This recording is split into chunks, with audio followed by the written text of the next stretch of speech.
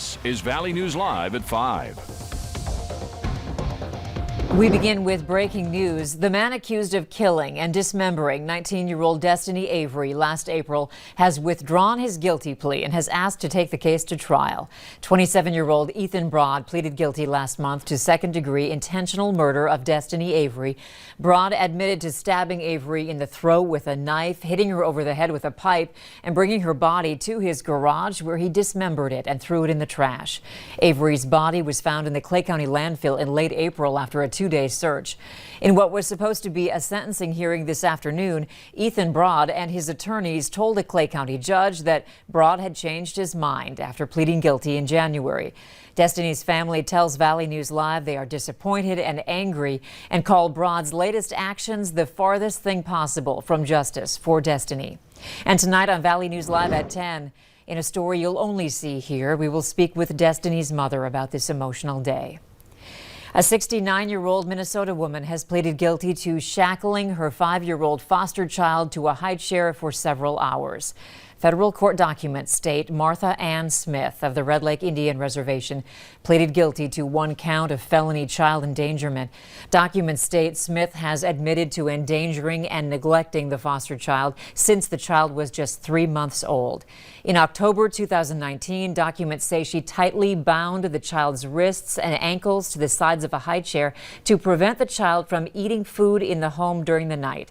According to state guidelines, those convicted of felony child neglect can be punished by up to 1 year in prison and/or a $3,000 fine.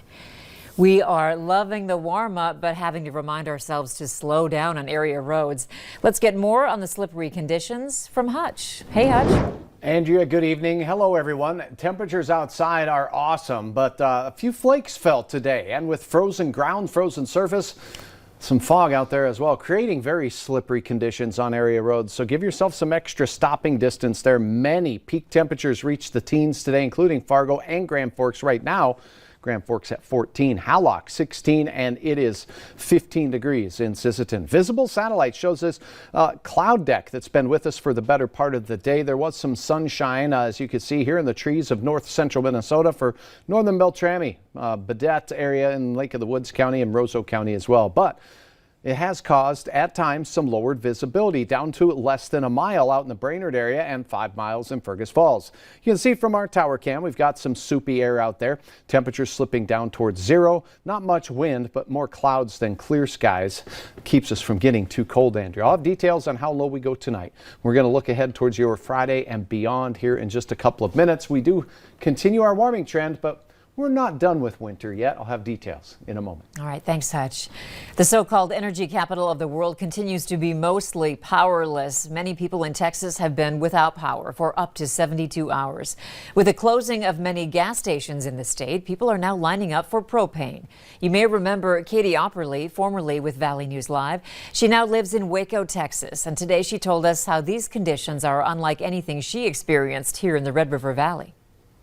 For many Central Texans, it began Sunday night going into Monday morning when we saw the bulk of snow and freezing temperatures. This led to three primary problems. The first being road conditions. The snow and ice coated the roads without an efficient way to remove it, leading to slick driving conditions and a number of crashes. Number two is loss of power. Millions of Texans have been left without power and no way to heat their homes. Number three is loss of water. Frozen pipes and water main breaks have led to loss of water for several Texans. The difference between the Red River Valley and Central Texas is being accustomed to these conditions. In the Red River Valley, I saw much more snow, much colder conditions, but there were resources to be able to deal with those circumstances. In Central Texas, these conditions are historic and unprecedented. Reporting in Waco, I'm Katie Opperly. Texas is the only state with its own power grid, which critics say allows it to bypass federal regulations for cold weather safeguards. The governor is calling for an investigation of ERCOT, the nonprofit that operates the grid. Moorhead Public Service says it's possible for more rolling blackouts over the next 2 days. They say the chance is low, but they want customers to be prepared. MPS says they will be monitoring the ongoing Southwest Power Pool emergency situation for at least the next 48 hours. If they have to initiate rolling blackouts, the first area affected will be the red zone. The utility will then alternate to the blue zone every 30 minutes until they're allowed to go back to normal operations. 2 people are in jail after a high-speed chase in Clay County that reached speeds of 100 miles per hour. Authorities say it started just after midnight along 15th Street Northwest near Cragness when a deputy tried to stop a vehicle that took off. Authorities say the chase ended when the car got stuck in a ditch. Deputies arrested the driver, 19-year-old Braden Muck, for fleeing police and underage drinking and driving. The passenger, 20-year-old Gustavo Garcia Aguinano, was arrested on an outstanding warrant out of Norman County. The investigation continues following a fire that caused around $50,000 of damage to a Grand Forks home. The call came in around 2:05 this morning from the 5600 block of East Prairie Wood Drive. Fire crews arrived on scene to find smoke coming out of a 2-story home. The fire was coming from the attached garage where it was contained and put out. No one was injured. The North Dakota Fire Marshal is looking into a fire that destroyed a large shop in the Southern Valley. It happened yesterday afternoon around 3 in Christine, which is in Richland County. The sheriff's office says a 30 by 50-foot shop went up in flames. Investigators haven't determined a cause yet. No one was hurt. Governor Tim Walz is announcing the launch of a new Minnesota COVID-19 vaccine connector. It's aimed at helping all Minnesotans find out when, where, and how they can get their vaccine. Valley News Live's Brian Sherrod brings us the latest on this new tool.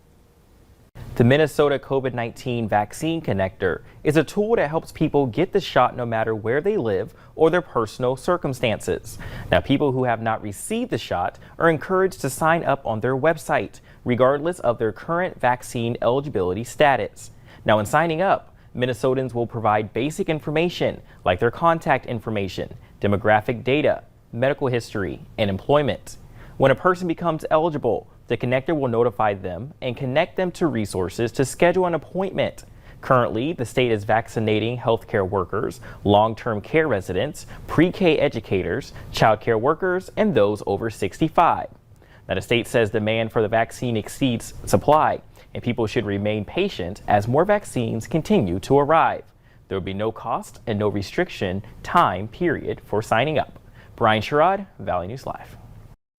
The state of Minnesota has administered 1 million vaccination shots so far, while the state of North Dakota has administered over 171,000 doses. And to stay on top of the latest vaccine news, browse through our VNL vaccine tracker. Just open your phone camera and point it at the QR code on your screen, and then tap the link that pops up. We also have the link on our homepage.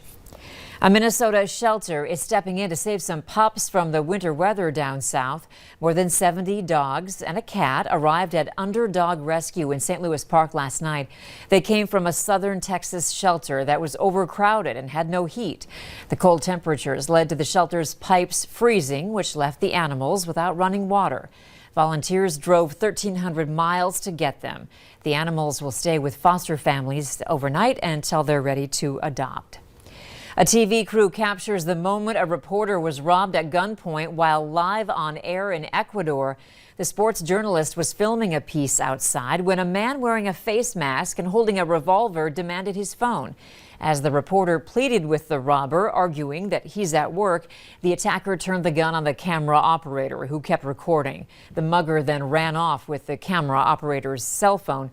The crew chased after the robber, but were only able to film his escape on a motorbike. Be sure to tune in as the Bison take on Youngstown State on Sunday for their first game of the spring season. The Farmers Union Insurance pregame show starts at 1:30, taking you all the way up to kickoff at 2:30. You can catch all the action on KVLY. And speaking of football, big trade announced in the NFL today. Former NDSU quarterback Carson Wentz has been sent to the Indianapolis Colts. According to ESPN, the Eagles will get a 2021 third-round draft pick and a conditional 2022 second-round pick that could turn into a first-round pick. The Eagles drafted Wentz with the second overall pick in the 2016 NFL Draft. A slam dunk of a cereal. Still to come. Who's teaming up with Tony the Tiger to bring excitement to Frosted Flakes? And after a forecast that I have for you, you're going to say it's great. I'll have details on how warm we're getting coming up right after this.